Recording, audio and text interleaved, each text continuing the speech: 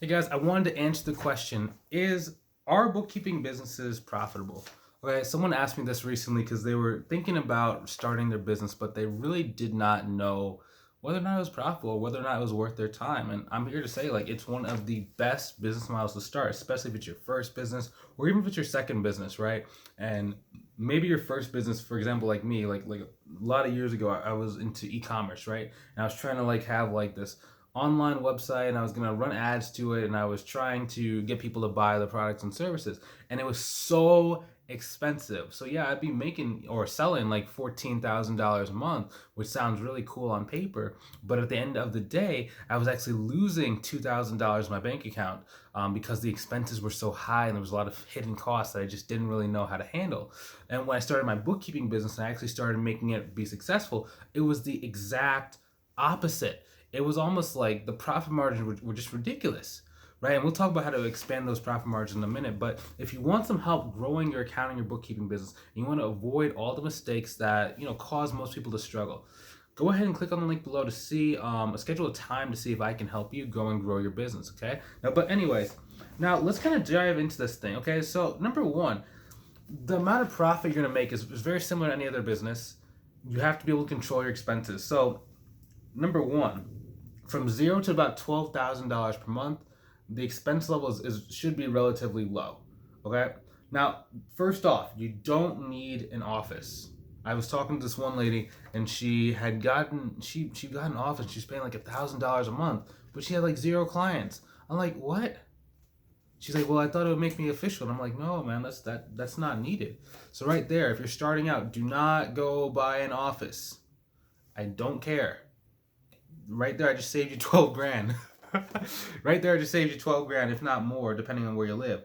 Now, next thing, generally, your profit margin is going to be really dependent on how many of the tools you actually have the client pay for. For example, generally it's going to be software tools like LastPass, payment processor fees, bookkeeping software fees, office supplies, social media.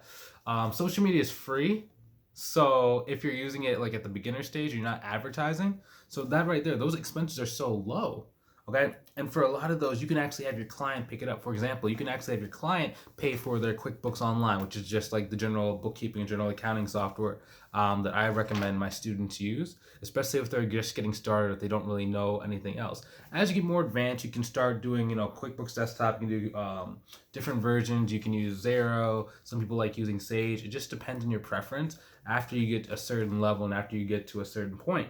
But the point of that is you can have your client actually pay for those tools. Now, the next thing, oh yeah, I forgot. Other one is parking fees. So sometimes what happens is when you get a new client, maybe they might want you to come pick up some documents. So you might have to go and put it in the meter real quick. But even then, that's not that expensive. But I did want to include that in there because that is a fee that at least when I was getting started was incurred heavily. Next would be like marketing brochures or letter marketing or business cards. Another one could be your website. Now, if I'm getting started, do not go and spend $5,000 on your website. Do not go and spend $5,000 on your website. It is not needed. You can go to a website like Fiverr and go pick one up for a lot less. Okay, like my website for one of my businesses, it only cost me about, I think it was like $150. It took the guy like 3 days. I basically just told him to use these words. I gave him the words to say. I told him what design I liked, and it was so quick. Versus there's a lot, like when I was first getting started, there was this one lady who was like, I can do website design. I'll charge you $300 an hour, and it's a minimum of 7 hours worth of work. And I'm like, what? You're charging me $2,100 for a website, and it's not even gonna get me clients. Okay, so in this video alone, I have saved you over $15,000 at this point. And that's all going back into your bottom line. It's going to add to your profit margins. The next thing that's going to allow you to be able to make your business more profitable is, one, what is your spread? So what I mean by a spread is when you're first getting started, depending on how many clients you get and the type of clients as well as the type of work, your time is going to be utilized very, very differently. For example, what I found comfortably when I work with my students and tell them how to price their work, they're able to get up to about 12 grand a month pretty comfortably while still working, their old job. right? After about 12 grand a month, they start wanting to either like leave their job and they have a lot more time and they don't really think about money anymore. And slash or they start really thinking about, are they going to try and expand to like 25 grand a month, 30 grand a month, and what that really looks like. Now, if you're at that phase when you're starting to think about, hey, I'm either running out of time and slash or I'm just trying to go to the next level, the next thing you have to think about is, what is your spread? Okay, now when I'm talking about spread, I'm talking about what is the difference between how much you are charging the client versus what are you paying to your subcontractor.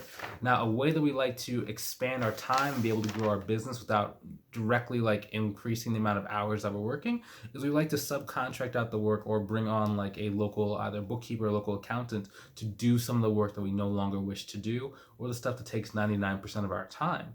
Now, when you do that, pricing is very, very, very important. So our goal is always to be able to go and charge at least $50 per hour.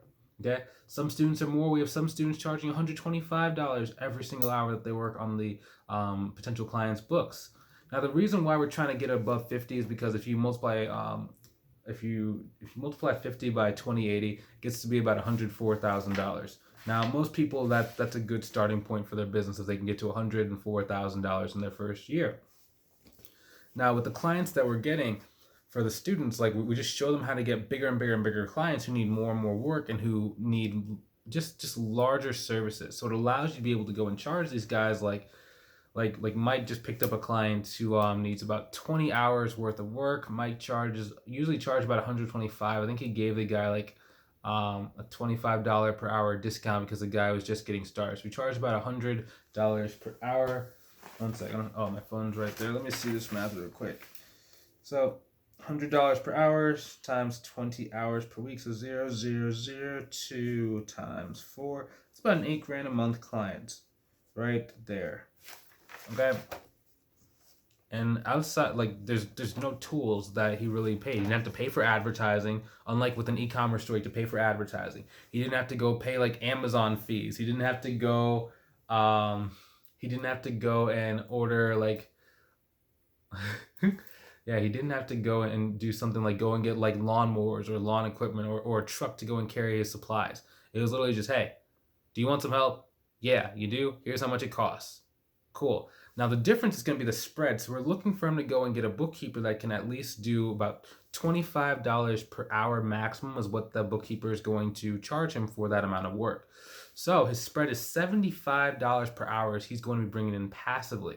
So not only is it not taking a lot of his time, but it is extremely profitable. And that's really what our goal is, guys. We're trying to make sure that we can go and